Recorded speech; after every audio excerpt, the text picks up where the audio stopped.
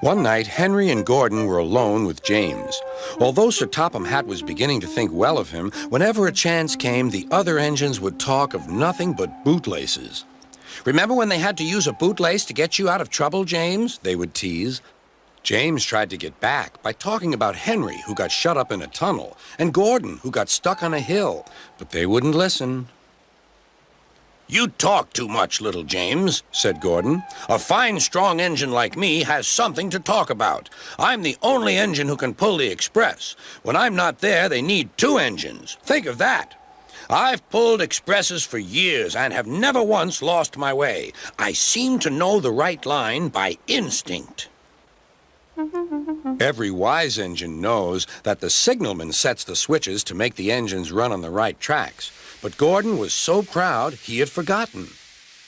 "Wake up, James," said Gordon next morning. "It's time for the express. What are you doing? Odd jobs? Ah, well, we all have to begin somewhere, don't we? Run along and get my coaches. Don't be late." James went to get Gordon's coaches. They were all shining with new paint. He was careful not to bump them, and they followed him smoothly into the station singing happily, "We're going away! We're going away!" "I wish I were going with you," said James. "I should love to pull the express and go flying along the line."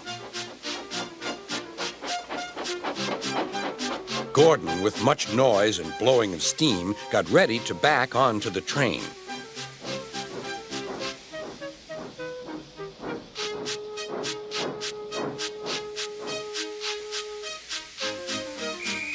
Sir Topham Hatt was on the train with other important people, and as soon as they heard the conductor's whistle, Gordon started.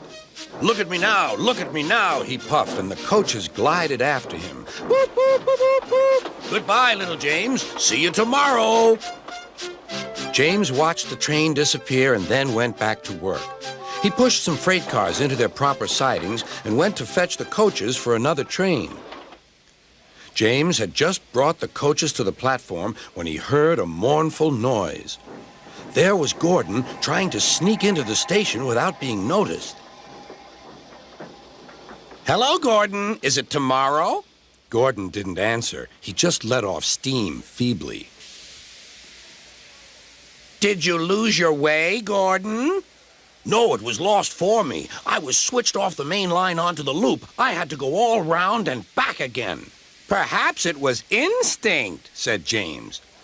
All the passengers were shouting at the ticket window, "We want our money back." Sir Topham Hatt climbed onto a cart and blew the conductor's whistle so loudly that they all stopped to look at him. Then he promised them a new train at once. "Gordon can't do it. Will you pull it for us, James?" "Yes, sir. I'll try." So James was coupled on and everyone got in. "Do your best, James," said Sir Topham Hatt. Come along, puffed James. "You're pulling us well, sang the coaches. "Hurry, hurry, hurry," puffed James.